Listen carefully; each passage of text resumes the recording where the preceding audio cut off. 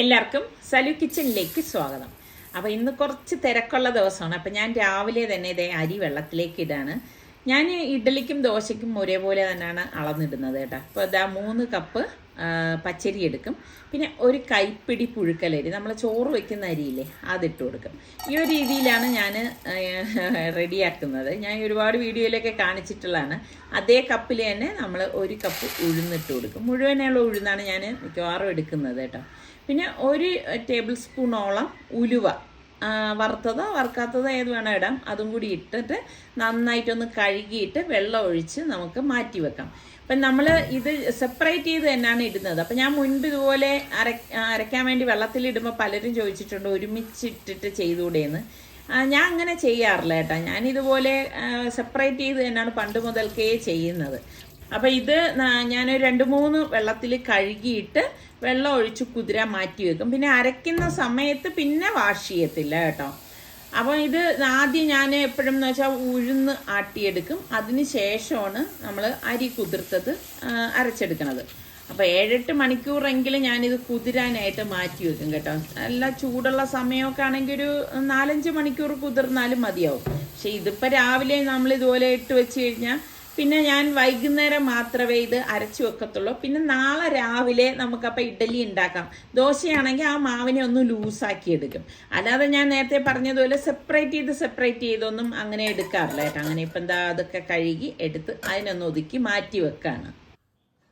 അപ്പം ഇന്നലെ ഞങ്ങൾ പുറത്തു പോയ സമയത്ത് റിച്ചു എടുത്തതാണ് ഈ റെഡ് ക്യാപ്സിക്കും ഗ്രീനും പിന്നെ പനീറൊക്കെ എടുത്തിട്ട് വന്നിട്ട് പറഞ്ഞ് എനിക്കിത് ഗ്രില്ല് ചെയ്യണം എന്ന് പറഞ്ഞ് അങ്ങനെ കൊണ്ടുവന്നതാണ്. അപ്പോൾ മാരിനേറ്റ് ചെയ്ത് കൊടുക്കണം എന്ന് പറഞ്ഞിട്ട് ഞാൻ അത് എടുക്കുകയാണ്. അപ്പോൾ ഇന്ന് ബ്രേക്ക്ഫാസ്റ്റ് അതാണ് കേട്ടോ. അപ്പോൾ പെട്ടെന്ന് റെഡിയാക്കി എടുക്കുകയും ചെയ്യാമല്ലോ. അപ്പോൾ ഞാൻ ഇങ്ങനെയാണ് സവാള കട്ട് ചെയ്തിട്ട് എദ്ദളുകളായിട്ട് അടർത്തിയെടുക്കും. അപ്പോൾ അത് എത്രയാണ് നമുക്ക് വേണ്ടത് അതിനനുസരിച്ച് ചെയ്തെടുത്താൽ മതി. പിന്നെ റെഡ് ക്യാപ്സിക്കവും ഗ്രീനും വേണം. ഇതൊക്കെ നമ്മളുടെ ഇഷ്ടത്തിനനുസരിച്ച് ഇതിൻ്റെയൊക്കെ അളവിൽ മാറ്റങ്ങളൊക്കെ വരുത്താവുന്നതാണ് കേട്ടോ. അപ്പോൾ ടൊമാറ്റോ ചേർക്കാതിരിക്കുന്നതാണ് നല്ലത്. അത് ഭയങ്കര ജ്യൂസി ആയിപ്പോവും. അതുകൊണ്ട് ഞാൻ ഇങ്ങനെയൊക്കെ ഉണ്ടാക്കുമ്പോഴേക്ക് ടൊമാറ്റോ അങ്ങനെ ചേർക്കാറില്ല. അപ്പോൾ റെഡ് ക്യാപ്സിക്കാണെങ്കിലും ഗ്രീൻ ക്യാപ്സിക്കാണെങ്കിലും അത്യാവശ്യം വലിപ്പത്തിൽ ഈ ഒരു സൈസിലാണ് ഞാൻ കട്ട് ചെയ്തെടുക്കുന്നത് കേട്ടോ. പിന്നെ ക്യാപ്സിക്കത്തിൻ്റെ വലിപ്പത്തിനനുസരിച്ച് നമ്മൾ ഈ കട്ട് ചെയ്യുന്നത് ഈ ഒരു സൈസിൽ എടുത്താൽ മാത്രം മതിയാകും. അല്ലെങ്കിൽ എന്തെന്ന് വെച്ചാൽ ഇത് ഗ്രില്ല് ചെയ്യുന്ന സമയത്ത് ഇങ്ങനെ ചുരുണ്ടു പോകും. അപ്പോൾ അതും കട്ട് ചെയ്തെടുത്തു. പിന്നെ പനീർ, 1 പാക്കറ്റ് പനീർ എന്ന് പറയുമ്പോൾ നമ്മൾ ഇത്രയും പേരുള്ള സ്ഥിതിക്ക് അത് തികയത്തില്ല കേട്ടോ. അപ്പം പിന്നെ 2 പാക്കറ്റ് പനീറാണ് ഞാനിപ്പം ഇതിലേക്ക് എടുക്കുന്നത്. അതാണ് ഞാൻ നേരത്തെ പറഞ്ഞത്, നമ്മളുടെ വീട്ടിലുള്ള അംഗങ്ങളുടെയും നമ്മൾ കഴിക്കുന്ന ക്വാണ്ടിറ്റിയുടെ അളവനുസരിച്ച് നമുക്ക് കൂട്ടുകയും കുറയ്ക്കുകയും ചെയ്യാം. ഇതും ഒരു അത്യാവശ്യം വലിപ്പത്തിനുള്ള സൈസായിട്ട് കട്ട് ചെയ്യണം. നെടുകെ കട്ട് ചെയ്ത ശേഷം ഞാനിത് 4ആയിട്ട് കട്ട് ചെയ്യണം. അപ്പോൾ ഇന്ന് നമ്മുടെ റിസ്വാനാണ് ഗ്രില്ല് ചെയ്യുന്നതെന്ന് നേരത്തെ തന്നെ അവൻ എൻ്റെ അടുത്ത് പറഞ്ഞിട്ടുണ്ടായിരുന്നു കേട്ടോ. ഒന്ന് മാരിനേറ്റ് ചെയ്ത് കൊടുക്കണമെന്ന് പറഞ്ഞു. അപ്പോൾ ഈ ഒരു സൈസിൽ കട്ട് ചെയ്തെടുക്കാണ്. നമ്മൾ കണ്ടിട്ടില്ലേ, പുറത്തുനിന്നൊക്കെ നമ്മൾ ഗ്രില്ല് വാങ്ങിക്കുമ്പോഴാണെങ്കിലും അത്യാവശ്യം നല്ല വലിപ്പത്തിലുള്ള സൈസായിരിക്കും. പ്രൈസിലും അത്യാവശ്യം കുറച്ച് കൂടുതലായിരിക്കും. അപ്പോൾ ഇത് നമുക്ക് ഈസി ആയിട്ട് വീട്ടിൽ തന്നെ ഉണ്ടാക്കി എടുക്കാവുന്ന ഒരു സംഭവമാണ്. അപ്പം ഞാൻ അതെല്ലാം കട്ട് ചെയ്തെടുത്തിട്ടുണ്ട്. അപ്പോൾ ഇനി നമുക്ക് ഇതിലേക്കുള്ള മസാല തയ്യാറാക്കണം. അപ്പോൾ അതിന് വേണ്ടിയിട്ട് നല്ല കട്ടിയുള്ള തൈര് വേണം കേട്ടോ. അധികം പുളിപ്പില്ലാത്ത തൈര് വേണം. അതോടൊപ്പം തന്നെ 2 ടേബിൾ സ്പൂണ് കടലമാവും, പിന്നെ ഞാനിവിടെ 1.5 ടേബിൾ സ്പൂണ് മുളക് പൊടി, 1 ടീസ്പൂൺ മഞ്ഞൾപ്പൊടി, 1 ടീസ്പൂൺ ഗരം മസാലപ്പൊടി, 1 ടീസ്പൂൺ ചെറിയ ജീരകത്തിൻ്റെ പൊടി, പിന്നെ ഞാനിവിടെ കസൂരി മേത്തി 1 ടേബിൾ സ്പൂൺ ഒന്നിട്ടിട്ടുണ്ട്. പാകത്തിനുള്ള ഉപ്പും കൂടി ഇതിലേക്ക് ചേർത്ത് കൊടുക്കാം. നിങ്ങൾക്ക് ഓയിൽ വേണമെങ്കിൽ ഈ സമയത്ത് നമുക്ക് ഓയിലും ഒഴിച്ചു കൊടുക്കാം. ഇതിലിപ്പം ഞാൻ ഓയിൽ ചേർക്കുന്നില്ല. എല്ലാം ചേർത്തിട്ട് ഇത് നല്ലതുപോലെ ഒന്ന് മിക്സ് ചെയ്ത് കൊടുക്കാം. ഇപ്പം ചിക്കൻ ആണെങ്കിൽ ഞാനിപ്പോൾ ഇതിൽ ഈ ഒരു ടൈമിൽ ഓയിൽ ചേർക്കും കേട്ടോ. അപ്പോൾ ഈ പനീറല്ലേ, അതുകൊണ്ട് ഞാനിപ്പോൾ ഓയിലൊന്നും ചേർക്കുന്നില്ല. തൈര് ഇതുപോലെ ഞാനിപ്പോൾ 3 ടേബിൾ സ്പൂണാണ് ചേർത്തിരിക്കുന്നത്. എന്നിട്ട് നമുക്ക് നന്നായിട്ടൊന്ന് മിക്സ് ചെയ്ത് കൊടുക്കാം. എല്ലാം ചേർത്ത് നല്ലതുപോലെ ഒന്ന് മിക്സ് ചെയ്തെടുക്കണം. ഇതാ കണ്ടോ, കറക്റ്റ് മസാലയാണ്. അപ്പോൾ ഈ ഒരു രീതിയിൽ നിങ്ങൾ ഉണ്ടാക്കി നോക്കൂ. നല്ല അടിപൊളി ടേസ്റ്റ് തന്നെ ആയിരിക്കും കേട്ടോ.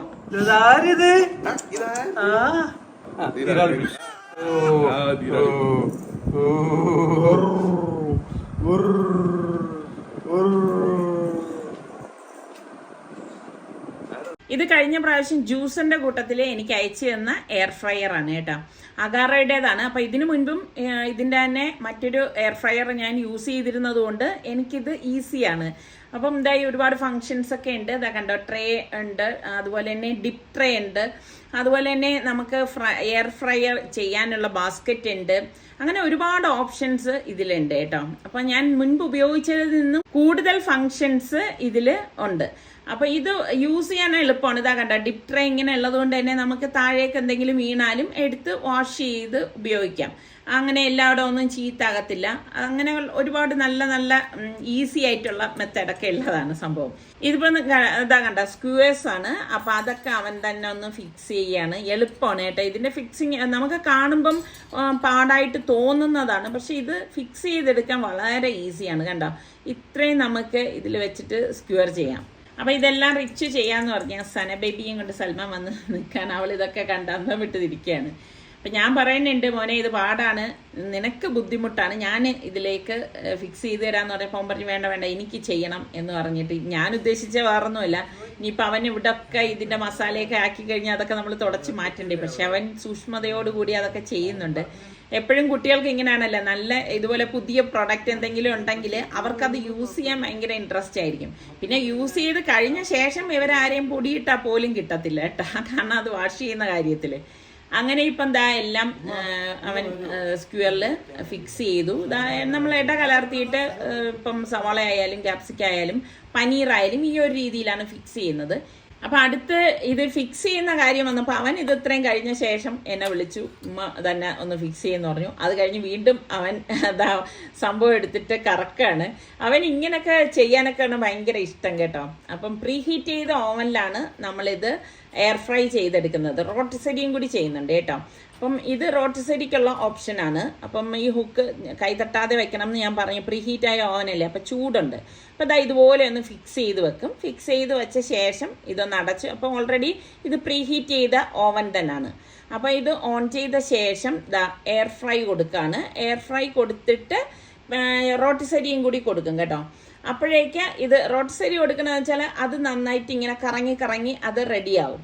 അപ്പൊ പിന്നെ നമ്മളത് നോക്കണ്ട. ഒരു 15 മിനിറ്റാണ് ടൈം സെറ്റ് ആയിരിക്കുന്നത്. ഇപ്പതാ ഞാൻ കാണിച്ചു തരാം. അത് ഇതിന്റെ ഉൾഭാഗം ഇതിൽ നമുക്ക് ടോസ്റ്റ് ചെയ്യാം, റോസ്റ്റ് ചെയ്യാം, dehydrate, nuggets, pizza, air fry, break, defrost വരെ ചെയ്യാം. എന്നിട്ട് നമുക്ക് ബേഗിള്, ബ്രോയില്, ചിക്കന്, വെജിറ്റബിൾസ് എല്ലാം അങ്ങനെ എല്ലാം ചെയ്യാൻ പറ്റും. പിന്നെ ഇപ്പുറത്തെ സൈഡിൽ വന്ന ഫുൾ ഫംഗ്ഷനാലിറ്റി ആണ്. സ്റ്റാർട്ട്, പോസ്, ഫാൻ വേണമെങ്കിൽ ഓഫ് ഓൺ ചെയ്യാം. കണ്ടോ, അങ്ങനെ ഓൺ ചെയ്യാം. പിന്നെ ലൈറ്റ് ഉണ്ടെങ്കിൽ ലൈറ്റ് ഇടാം. പിന്നെ പ്രീസെറ്റ് ഉണ്ട്, ഓൾറെഡി സെറ്റ് ചെയ്ത ടൈമർ പ്രീസെറ്റ്, അങ്ങനെ പ്രീസെറ്റ് ചെയ്യാം. പിന്നെ നമുക്ക് ടൈം ഇൻക്രീസ് ചെയ്യാം, ടെമ്പറേച്ചർ ഇൻക്രീസ് ചെയ്യാം, ഡിക്രീസ് ചെയ്യാം. അങ്ങനെയാണ് ഫുൾ ഇതിന്റെ ഫംഗ്ഷനാലിറ്റി. ഇപ്പൊ ഞാൻ കാണിച്ചു തരാം. അതിന്റെ ഉത്ഭവം കണ്ട, റോട്ടിസരി ആയതുകൊണ്ടാണ് ഇതിങ്ങനെ കറങ്ങുന്നത്. അപ്പൊ ഡിപ്പ് ട്രേ ഉള്ളത് കൊണ്ട് തന്നെ ഇതിൽ നിന്ന് എന്തെങ്കിലും വീണാലും നമുക്ക് എളുപ്പമാണ് എടുക്കാൻ. അതിനിടയ്ക്ക് ഇതേ നമ്മളുടെ സനമോളെ നമ്മുടെ റിച്ചു ഒന്ന് കളിപ്പിക്കാണ്. റിച്ചു എന്ന് പറഞ്ഞാൽ അവൾക്ക് ജീവനാണ് കേട്ടോ. അപ്പൊ ഈ സമയം കൊണ്ട് ഞാൻ പെട്ടെന്ന് തന്നെ ചപ്പാത്തി റെഡിയാക്കാൻ പോവുകയാണ്. അത് റെഡിയാവുന്ന നേരം കൊണ്ട് തന്നെ ചപ്പാത്തി ശരിയാവുമല്ലോ. അപ്പൊ ഇന്നിപ്പോൾ ഞാൻ അരമണിക്കൂർ റെസ്റ്റ് ചെയ്യാനൊന്നും വെക്കുന്നില്ല. കാരണം എന്ന് പറഞ്ഞു കഴിഞ്ഞാൽ ഞാൻ പറഞ്ഞില്ലേ, ഇന്ന് രാവിലെ കുറച്ച് തിരക്കാണ്. ഇന്ന് രാവിലെ നമുക്ക് ഒരു കല്യാണത്തിനായിട്ട് പോകേണ്ടതുണ്ട്. അത് ഇവിടെ അല്ല, കൊല്ലത്താണ് പോകേണ്ടത്. അപ്പം എല്ലാം ഒന്ന് പെട്ടെന്ന് റെഡിയാക്കിയൊക്കെ എടുക്കുകയാണ്. ഇപ്പം നമ്മൾ എല്ലാം ഇപ്പോൾ ഈ പറഞ്ഞ മാതിരി ഞാൻ എപ്പോഴും പറയും, ചപ്പാത്തി ഉണ്ടാക്കുമ്പം അത് റെസ്റ്റ് ചെയ്യാൻ അരമണിക്കൂർ വെക്കണം എന്നുള്ളത്. അത് തന്നെയാണ് അതിൻ്റെ ശരിയായ ഒരു രീതി എന്ന് പറയുന്നത്. പക്ഷെ നമുക്ക് സമയത്തിനനുസരിച്ചും കൂടി നമ്മൾ ഓരോ കാര്യങ്ങൾ ചെയ്യണമല്ലോ. ഇന്നിപ്പോൾ അതിനുള്ള നേരം ഇല്ല. കാരണം രാവിലെ എനിക്ക് വേറെയും കുറച്ച് പണികളൊക്കെ ഉണ്ടായിരുന്നത് കൊണ്ടാണ് അത് നടക്കാതെ പോയത്. പിന്നെ സനമോളുള്ളത് കൊണ്ട് ഫാബിമോൾക്കും നേരം കിട്ടിയില്ല. അപ്പോൾ ഇതാ ചപ്പാത്തി പരത്തിയത് ഇതാന്ന്, അതുകൊണ്ടാണ് കുറച്ച് ഡ്രൈ ആയിട്ടിരിക്കുന്നത് കേട്ടോ. നമ്മൾ കുറച്ച് നേരം റെസ്റ്റ് ചെയ്തിട്ടാണ് നമ്മൾ ഉണ്ടാക്കുന്നതെങ്കിൽ നല്ല കറക്റ്റ് ഒരു പരുവത്തിൽ വരും. എന്നാലും പൊങ്ങിയൊക്കെ വന്നിട്ടുണ്ട്. അതൊക്കെ നമ്മൾ കുഴയ്ക്കുന്ന ആ ഒരു രീതിക്ക് അനുസരിച്ചിരിക്കും. അപ്പോൾ ഇതാ ഒരു സൈഡിലെ ചപ്പാത്തിയും റെഡിയായി. അപ്പോഴേക്ക് ഇതാ നമ്മുടെ റോട്ടിസരി പനീറും ഇവിടെ റെഡി ആയിട്ടുണ്ട്. ടിക്ക പനീർ കേട്ടോ. അപ്പോൾ അത് നമ്മളുടെ റിസ്വാൻ പുറത്തേക്ക് എടുക്കുവാണ്. ഇതുപോലെയുള്ള ഒരു ഓവൻ ഉണ്ടെങ്കിൽ ശരിക്കും പറഞ്ഞാൽ നമുക്ക് എല്ലാം ഈസി ആയിട്ട് ചെയ്യാവുന്നതാണ് കേട്ടോ. അതുപോലെ തന്നെ ബേക്ക് ചെയ്യുന്നതായാലും ഡീഫ്രോസ്റ്റ് ചെയ്യുന്നതാണെങ്കിലും, പിന്നെ അതുപോലെ തന്നെ നഗറ്റ്സ്, പിസ്സ എന്ന് വേണ്ട എല്ലാ സംഭവങ്ങളും ഉണ്ടാക്കാനുള്ള ഓപ്ഷൻസ് ഇതിലുണ്ട്. അപ്പോൾ ദാ നമ്മുടെ റിച്ചു ക്ലിപ്പൊക്കെ ഒന്ന് ഊരാണ് കണ്ടോ. ഇതിപ്പോൾ നമുക്ക് ഒരാളിന് ഒരു പ്ലേറ്റിൽ ഇങ്ങനെ വെച്ച് കൊടുക്കാം. കാരണം അതുപോലെ ക്ലിപ്സ് ഇതിലുണ്ട് കേട്ടോ, സ്ക്യൂവേഴ്സ്. അപ്പം ദാ ഇങ്ങനെ എടുത്ത് വെച്ച് കഴിക്കുമ്പോൾ തന്നെ ഒരു പ്രത്യേക ടേസ്റ്റ് അല്ലേ. ഇതിപ്പോൾ ഞാൻ ധൃതിയിൽ ഉണ്ടാക്കിയെടുത്തതാണ്. അപ്പോൾ സമാധാനമായിട്ട് നമ്മൾക്ക് നല്ല രീതിയിലൊക്കെ ഇത് ഉണ്ടാക്കിയെടുക്കാം. അങ്ങനെ ഇപ്പം നമ്മളിതാ ചൂടോടുകൂടി തന്നെ കഴിക്കാനായിട്ട് ഇരിക്കുകയാണ്. ഇന്നിപ്പോൾ വേറെ കറികളൊന്നും ഞാൻ ഉണ്ടാക്കിയിട്ടില്ല കേട്ടോ. കഴിച്ചിട്ട് എങ്ങനെയുണ്ടെന്ന് പറയാച്ചു? പനീർ, വലിയ പനീർ തന്നെ എടുക്കാം.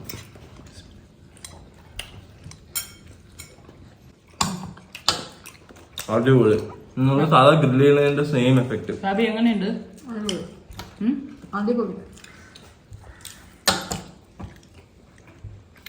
സനക്കുട്ടി എങ്ങനെയുണ്ട്?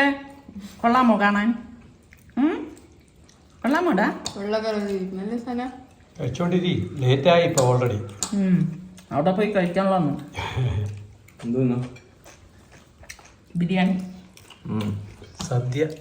അങ്ങനെ ബ്രേക്ക്ഫാസ്റ്റ് ഒക്കെ കഴിഞ്ഞു. പെട്ടെന്ന് തന്നെ കുളിച്ച് റെഡിയായി ഞങ്ങളിതാ പോവാനായിട്ട് പോവാണ്.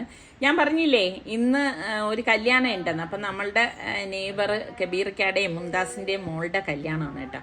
അപ്പം ആ കല്യാണം കൊല്ലത്ത് വെച്ചാണ്. അപ്പം ഫാബി മോള് വരുന്നില്ല, കാരണം സൽമാൻ ഇന്ന് എന്തോ ആവശ്യത്തിന് വീട്ടിലുണ്ട്. അപ്പം അത് കാരണം അവർ രണ്ടുപേരും ഇല്ല. അപ്പം ഞങ്ങൾ മാത്രമാണ് പോണത്. റിച്ചുവിനെ വിളിച്ചപ്പോഴേക്ക് റിച്ചു അങ്ങനെ വരുന്നില്ല. കാരണം എന്താ പറഞ്ഞാൽ അവൻ എന്തൊക്കെ വർക്കും കാര്യങ്ങളൊക്കെ ഉണ്ടെന്ന് പറഞ്ഞു. അത് ചുമ്മാതെ ഓരോ ഉടായ്പ പറയണതാണ് കേട്ടോ, ഇതിനൊന്നും പങ്കെടുക്കാതിരിക്കാൻ വേണ്ടിയിട്ട്. അപ്പം ഞങ്ങളിപ്പം ഞാനും നിസാർക്കായും അനിയത്തിയും അനിയനും കൂടിയിട്ടാണ് പോണത്. അങ്ങനെ ഇപ്പം എന്താ നിസാർക്ക പറയുന്നുണ്ട് കുറച്ച് നേരത്തെ പോയില്ലെങ്കിൽ എന്താണെന്ന് വെച്ചാൽ ട്രാഫിക് ബ്ലോക്ക് അല്ലേ, കൊല്ലം വരെ പോകുമ്പോഴേക്കും നിസാർക്ക പതുക്കെ ഡ്രൈവ് ചെയ്യത്തുള്ളൂ. അപ്പം അതുകൊണ്ട് തന്നെ എത്താനും അതിനനുസരിച്ച് താമസിക്കും. നമ്മൾ പോണിടത്തെല്ലാം മോളെ കൊണ്ടുവന്നതല്ലേ. അപ്പം സനമോൾ അവിടെ നോക്കണ കാണുമ്പോഴേക്കും എനിക്ക് തന്നെ ഒരു വിഷമം തോന്നുന്നുണ്ട് കേട്ടോ. അവള് വിചാരിക്കും അവളെയും കൂടി കൊണ്ടുപോകുന്നെന്ന്. ചക്കര ടാറ്റാ ടാറ്റാ, അസ്സലാമലൈക്കും. ടാറ്റാ ടാറ്റാ, അസ്സലാമലൈക്കും. പോയിട്ട് വരാം കേട്ടാ. ടാറ്റാ, കയറിക്കോ മോളെ.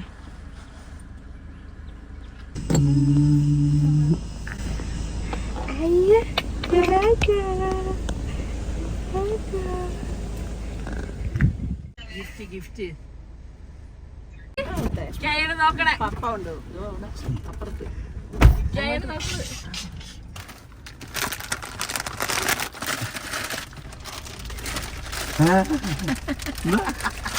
എന്താ ഹാപ്പി.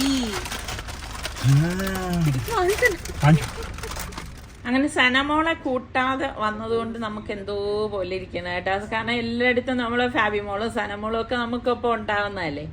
അപ്പം ഇപ്പം പോകുമ്പോൾ ശരിക്കും പറഞ്ഞാൽ ഒരാളും എനക്കോ ഇല്ലാത്ത ഒരു ഫീലാണ് കേട്ടോ. ഇപ്പം എന്താ റോഡ് പണി കാരണം അവിടെ നല്ല റഷ് ഉണ്ടായിരുന്നു. അപ്പോൾ കുറേ ടൈം എടുത്ത് കേട്ടോ ഞങ്ങളിപ്പം കൊല്ലം എത്താനായിട്ട്. ഇപ്പം ഇതിൽ കാണുമ്പോൾ പെട്ടെന്ന് എത്തിയെന്ന് തോന്നുന്നതാണ്. അങ്ങനെ ഇപ്പം ഞങ്ങളിപ്പം ഓഡിറ്റോറിയത്തിൻ്റെ ഫ്രണ്ടിൽ എത്താറായിട്ടുണ്ട്. അപ്പം ഞാൻ പറഞ്ഞായിരുന്നു നിസാർക്കാരത്ത് ഇനിയിപ്പോൾ കല്യാണം കഴിഞ്ഞിട്ടുണ്ടാവുമോ എന്ന് തോന്നുന്നു. കാരണം ഞങ്ങൾ ലേറ്റായാണ്. അപ്പോൾ അവിടെ എത്തിയപ്പോൾ മനസ്സിലായി ഇല്ല, ഓരോരുത്തർ വന്ന് തുടങ്ങുന്നതേ ഉണ്ടായിരുന്നുള്ളൂ കേട്ടോ. അങ്ങനെ ഇപ്പോൾ കാറൊക്കെ പാർക്ക് ചെയ്തിട്ട് നിസാർക്ക വരാമെന്ന് പറഞ്ഞു. അങ്ങനെ ഞങ്ങൾ അങ്ങോട്ടേക്ക് പോവുകയാണ്. അപ്പോൾ ഇങ്ങനെ പോകുമ്പോഴും എപ്പോഴും ഞങ്ങൾ മിക്കവാറും പുറത്തായിരിക്കും കാർ പാർക്ക് ചെയ്യുന്നത്. അവിടെ ചെന്നപ്പോൾ കബീർക്കായും വാപ്പായ ഉണ്ടായിരുന്നു. അവരെ കണ്ട് ഞങ്ങൾ ഓഡിറ്റോറിയത്തിനുള്ളിലേക്ക് പോവാണ് കേട്ടോ. അപ്പം കല്യാണത്തിനൊക്കെ പോകുമ്പോഴേക്കാണ് നമ്മൾ കൂടുതൽ, അതായത് നമ്മൾ ഒരുപാട് നാളുകൊണ്ട് കാണാത്ത ആൾക്കാരെയൊക്കെ ചിലപ്പോൾ നമുക്ക് അവിടെ വെച്ച് കാണാനൊക്കെ സാധിക്കും.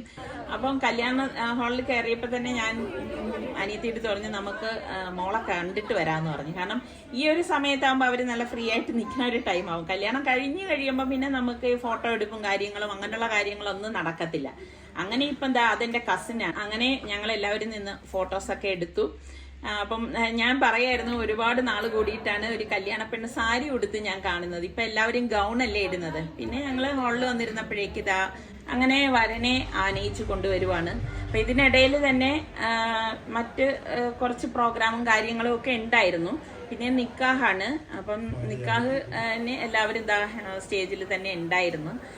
ഞാൻ എപ്പോഴും ഇങ്ങനെ പല കല്യാണങ്ങൾക്ക് വരുമ്പോഴും ഞാൻ ചിന്തിക്കും നമ്മളുടെ ആ സമയത്തുള്ള കല്യാണത്തിൽ നിന്നും വ്യത്യസ്തമാണ്. അതായത് ഓരോ വർഷം കഴിയും തോറും കല്യാണത്തിന്റെ രീതികളും അതിന്റെ ആ ഒരു മൊത്തത്തിൽ തന്നെ എല്ലാത്തിലും മാറ്റങ്ങൾ ഉണ്ടാവുന്നുണ്ട് അല്ലേ.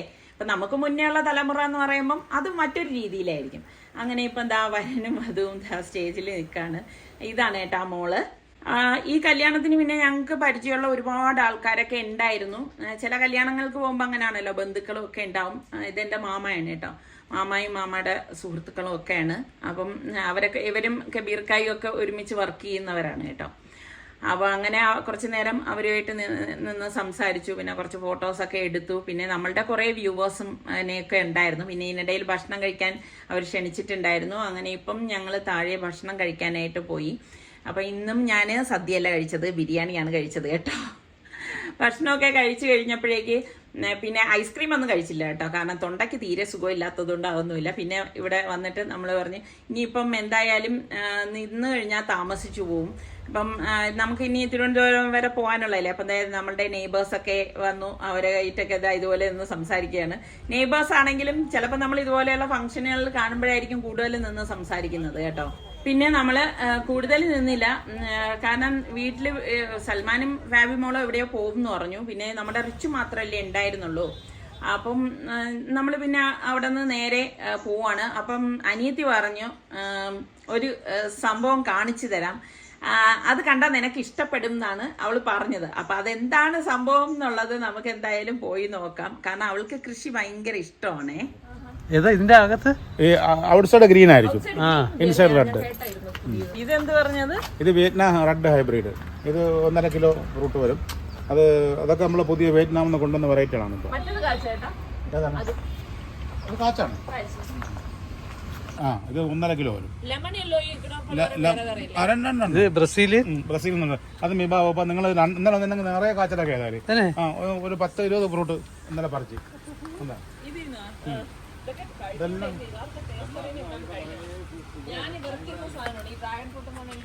അത് ലോകത്തിൽ ഏറ്റവും ടേസ്റ്റ് കൂടിയ ഒരു വെറൈറ്റിയാണ് മെസ്ലോങ് എന്ന വെറൈറ്റി. മെസ്ലോങ് 26 ബ്രിക്സ് ആണ്, മാങ്ങയുടെ മുതൽ ഉണ്ടാകുന്നത്. അത് DK16 ആണ്. ഇത് എന്താ പറഞ്ഞ ഇത് നീല കളറാണ്. ഈ കളറിലുള്ള ഡ്രാഗൺ ഫ്രൂട്ട്. ഇതിന്റെ പേരറിയില്ല. ഗൈനാക്കർ ഒന്നാണ്. Blue dragon. ബ്ലൂ ആണ്, സൂപ്പർ സാധനമാണ്. ഇതുകൊണ്ട് എക്സ്പോർട്ട് ചെയ്യുന്നത്. ഇതൊക്കെ നിറയെ കാണണ്ടായിരുന്നു. ഇപ്പോൾ DK16 കാണണ്ടായിരുന്നു. ഇതൊക്കെ ഇങ്ങനെ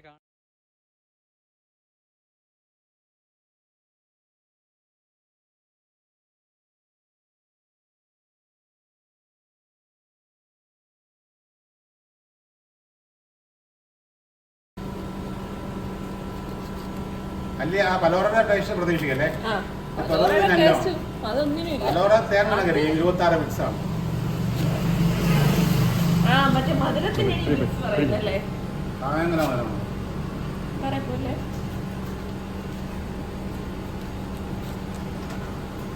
ഇതിന്റെ കളറിനാണ് കാശ്.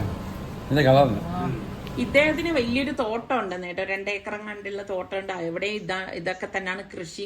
ആള് ഒരു കിട്ടില്ലൻ ആള് തന്നെ കേട്ടോ, കാരണം അത്ര ഹാർഡ് വർക്ക് ചെയ്യുന്നതായതുകൊണ്ടാണ്. ഈ ഒരു സംഭവം കഴിച്ചപ്പോൾ തന്നെ ഭയങ്കര മധുരം കേട്ടോ, കാണാനും എന്തൊരു ഭംഗിയാണെന്ന് നോക്കിയാൽ. നമ്മള് ഇത് കഴിച്ചു കഴിഞ്ഞാൽ പുറത്തുനിന്ന് കടകളിൽ നിന്നൊക്കെ വാങ്ങിക്കുന്നത് നമുക്ക് കഴിക്കുമ്പം അത്ര ഒരു ടേസ്റ്റ് ഒന്നും തോന്നത്തില്ല കേട്ടോ. അപ്പൊ എനിക്ക് ആ കളർ കണ്ടിട്ട് സഹിക്കുന്നില്ല, കാരണം അത്ര നല്ല കളർ കേട്ടോ, എന്തൊരു ഭംഗിയാണ്. അപ്പൊ അനിയത്തി പറയണ്ട ഇതൊക്കെ നമുക്കും വീട്ടില് നട്ടുപിടിപ്പിക്കാവുന്നതേ ഉള്ളൂ എന്നാണ് അവള് പറയണത്. ഇതിനൊന്നും ഒരുപാട് അധ്വാനത്തിന്റെ ഒന്നും ആവശ്യമില്ല, പക്ഷെ ആ ഒരു വേണ്ട രീതിയിൽ നോക്കിയാൽ മാത്രം മതിയെന്ന്. ശരിക്കും പറഞ്ഞാല് വീട്ടിൽ വന്നതാ ഇപ്പൊ രാത്രിയായി, ഭയങ്കര ടയേർഡാണ് കേട്ടാ. എങ്കിലും നമ്മളുടെ ജോലികൾ തീർത്തിട്ട് വേണ്ടേ നമ്മൾ ചെയ്യാൻ, അല്ലെങ്കിൽ എന്തെന്ന് വെച്ചാല് പിന്നും അത് പെൻഡിങ് ആയിട്ട് കിടക്കത്തില്ലേ. എത്ര വയ്യെങ്കിലും ഇങ്ങനാണ്. അപ്പൊ ഇനിയിപ്പം ഇതൊന്ന് അരച്ച് മാറ്റി വെക്കണം, കാരണം രാവിലെ ഞാൻ പറഞ്ഞില്ലേ, രാവിലെ എടുക്കാൻ വേണ്ടിയിട്ടാണ് ഞാൻ രാത്രി ഇതുപോലെ ഇട്ട് വെക്കുന്നത്. അപ്പം ഞാൻ അരയ്ക്കുമ്പം കൂട്ടത്തിൽ ഉപ്പും കൂടി ചേർത്തിട്ടാണ് അരച്ചെടുക്കുന്നത്. കുറച്ച് വെള്ളം ഒഴിച്ചിട്ടാണ് 2-3 ബാച്ചായിട്ട് അരച്ചെടുക്കുന്നത് കേട്ടോ. അപ്പൊ ഇനിയിപ്പം ഇത് അരച്ചിട്ട് നമ്മള് ഫ്രിഡ്ജിലൊന്നും വെക്കത്തില്ല, വെളിയിൽ വെക്കത്തേ ഉള്ളൂ. രാവിലെ ആകുമ്പോഴേക്കും മാവ് നല്ല പൊങ്ങിയിരിക്കും. അപ്പൊ നമുക്കത് ഇളക്കിയിട്ട് ആ സമയത്ത് വേണമെങ്കിൽ ഉണ്ടാക്കാം. അതല്ല നമ്മൾ അപ്പോഴുണ്ടാക്കുന്നില്ലെങ്കിൽ അതിനെ നന്നായിട്ട് ഇളക്കി മിക്സ് ചെയ്തിട്ട് ഫ്രിഡ്ജിലേക്ക് എടുത്ത് മാറ്റി വെച്ചാൽ മതി. ഞാൻ അങ്ങനെയാണ് ചെയ്യുന്നത് കേട്ടോ. എന്നിട്ട് നമുക്ക് ആവശ്യത്തിനനുസരിച്ച് ഒരു ചെറിയ ബൗളിലാക്കി മിക്സ് ചെയ്ത്, ഇഡലിക്കാണെങ്കിലും അങ്ങനെ മിക്സ് ചെയ്ത് നമ്മൾ ഉപയോഗിച്ചാൽ മതി. അല്ലെങ്കിൽ ബാക്കി മാവും കൂടി കേടായി പോകും. അപ്പോൾ ഞാൻ പറഞ്ഞില്ലേ ഉഴുന്നാട്ടിയ ശേഷമാണ് അരി ആട്ടുന്നതെന്ന്. അരച്ചെടുക്കുമ്പോൾ ശ്രദ്ധിക്കേണ്ടത് ഒരുപാട് കട്ടിയായി പോരുത്, ഒരുപാട് ലൂസും ആകരുത്. അപ്പൊ ഇതൊക്കെയാണ് നമ്മളുടെ ഇന്നത്തെ ഒരു തിരക്ക് പിടിച്ച ദിവസം എന്ന് പറയുന്നത്. അപ്പൊ നിങ്ങൾ കണ്ടോണ്ടിരിക്കുന്നവരിൽ സബ്സ്ക്രൈബ് ചെയ്യാത്ത ആരെങ്കിലും ഒക്കെ ഉണ്ടെങ്കിൽ നിങ്ങൾക്ക് ഇഷ്ടപ്പെടുകയാണെങ്കിൽ സബ്സ്ക്രൈബ് ചെയ്യണം. അതുപോലെ തന്നെ ഇഷ്ടപ്പെട്ടാൽ ലൈക്ക് ചെയ്യാൻ മറന്നു വരുത് കേട്ടോ. കുറേ പേര് ഇങ്ങനെ പറയുന്നുണ്ട്. അപ്പൊ ഞാൻ ഇങ്ങനെയാണ് കൈ നന്നായിട്ട് കഴുകിയ ശേഷം കൈ കൊണ്ട് നല്ലതുപോലെ ഒന്ന് മിക്സ് ചെയ്ത് കൊടുക്കുകയാണ്. അപ്പം മിക്സ് ചെയ്തിട്ട് വെക്കുമ്പോഴാണ് ആ ഒരു കറക്റ്റ് പരുവത്തിൽ നമുക്കത് പൊങ്ങി കിട്ടുന്നത് കേട്ടോ. അപ്പം ട്രൈ ചെയ്ത് നോക്കണേ. അപ്പം നമുക്കിനിയിപ്പം അടുത്ത നല്ല റെസിപ്പിയോ വ്ളോഗായിട്ടൊക്കെ കാണാം. അതുവരെയ്ക്ക് എല്ലാവർക്കും ബൈ ബൈ.